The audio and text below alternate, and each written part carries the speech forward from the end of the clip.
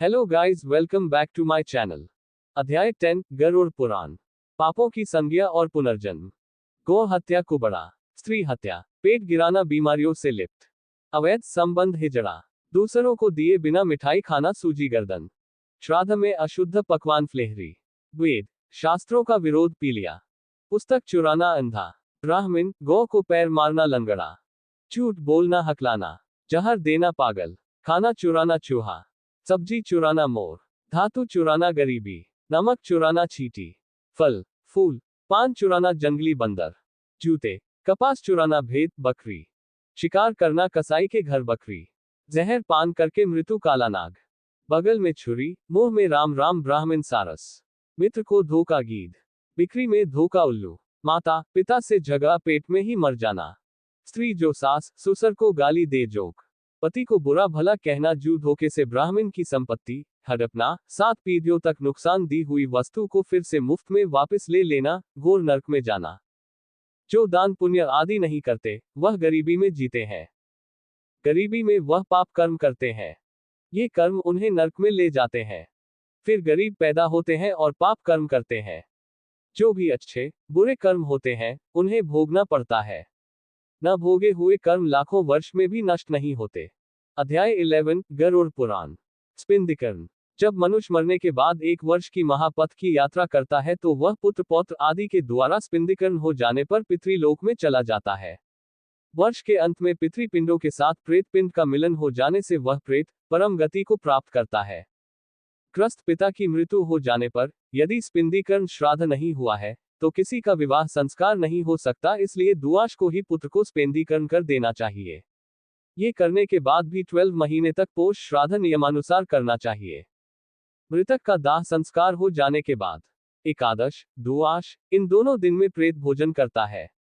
इन दोनों दिन जो कुछ भी प्राणी के निमित्त दिया जाता है उसे प्रेत शब्द के साथ दिया जाना चाहिए, क्योंकि वह मृतक के लिए आनंददायक होता है। स्पिंदीकरण कर देने के बाद जो भी दान दिया जाता है वह नाम गोत्र करके पितृ निमित्त करना चाहिए। प्रेत द्वादश संस्कार के अवसर पर यजमान जल से भरे 12 घटों का संकल्प करके दान करे।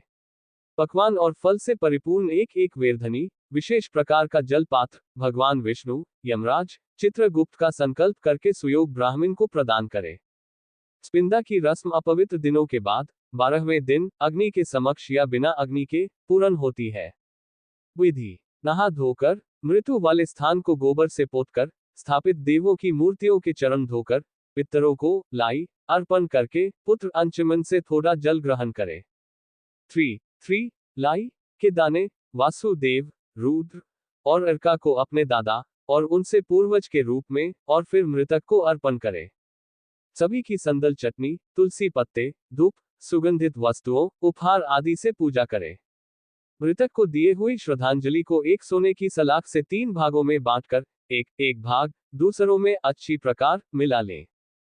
माता श्री का स्पिंदा दादियों के साथ और पिता का स्पिंदा दादाओं के साथ करना चाहिए। यदि पिता की मृत्यु दादा के जीवित रहते हुए हो जी है तो 3 लाई के दाने पर दादा और उनके पूर्वजों को श्रद्धांजलि देनी चाहिए।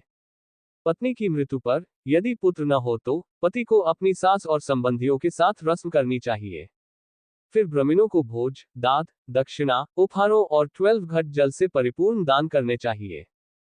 धारण किए वस्त्रों का त्याग करके एक शैया दान करे। शैया बहुत मूल्यवान सभी सुख प्रदान करने वाले साधनों से युक्त छाता चांदी के लैंप इस भगवान नारायण और लक्ष्मी जी मूर्ति कपड़ों गहनों से सुसज्जित गदा आदि होनी चाहिए।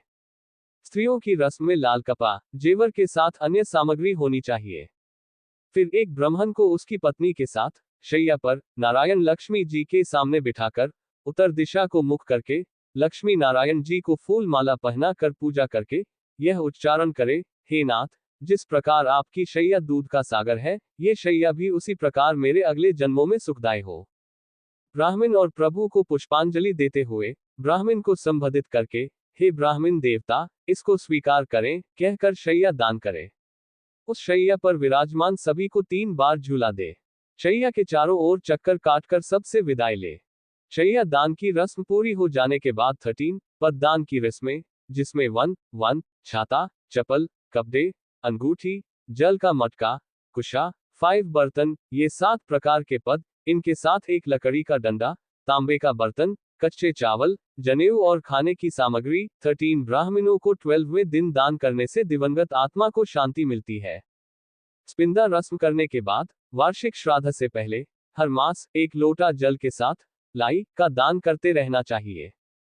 स्पिंदा, मासिक और वार्षिक श्राद्ध संक्रांत में नहीं करने चाहिए। यदि वर्ष में 13 महीने आते हैं, तो वार्षिक श्राद्ध 13वें महीने में होना चाहिए।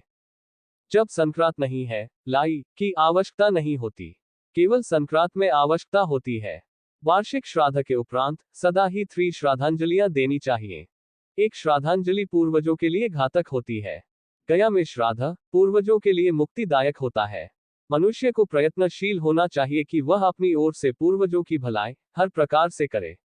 इससे वह इस लोक में ही नहीं, परलोके में भी आनंदित रहेगा। Thanks for watching.